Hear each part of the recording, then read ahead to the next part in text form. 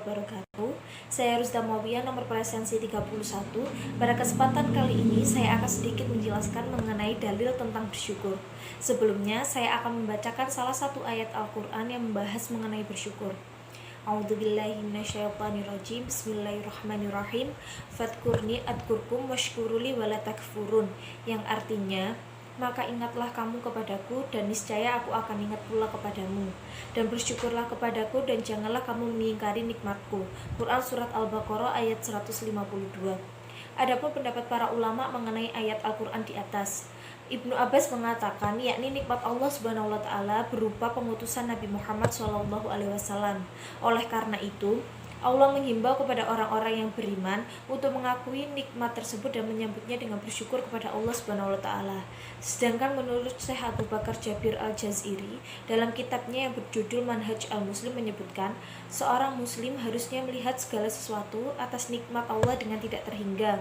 Sebab nikmat yang Allah berikan tidak terhingga bahkan sejak manusia masih berupa nutfah atau air mani. Adapun asbabun nuzul dari ayat di atas yaitu Allah mengingatkan hambanya yang mukmin akan nikmat yang telah dilimpahkannya kepada mereka, yaitu dengan diutusnya seorang Rasul Nabi Muhammad SAW untuk membacakan kepada mereka ayat yang jelas, menyucikan serta membersihkan mereka dari akhlak yang rendah dan jiwa yang kotor. Quran Surat Al-Baqarah ayat 152 tersebut merupakan golongan dari surat Madaniyah. Surah ini merupakan surah dengan jumlah terbanyak dalam Al-Quran. Dari ayat di atas, kita dapat mengambil hikmah dan kesimpulan. Yang pertama yaitu perintah untuk pandai bersyukur kepada Allah Subhanahu wa taala. Yang kedua, senantiasa mengingat nikmat yang telah Allah berikan kepada kita.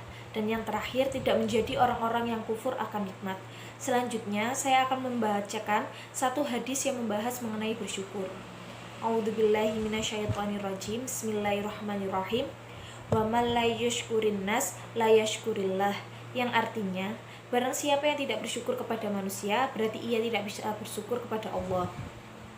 Kualitas hadis di atas, menurut hadis riwayat Abu Daud nomor 4811 dan Tirmidzi nomor 1954, Syekh Albani mengatakan bahwa hadis ini merupakan hadis yang sahih. Sedangkan menurut pendapat para ulama, pandangan hadis dan pendapat cendekiawan muslim tentang syukur merupakan beraneka ragam.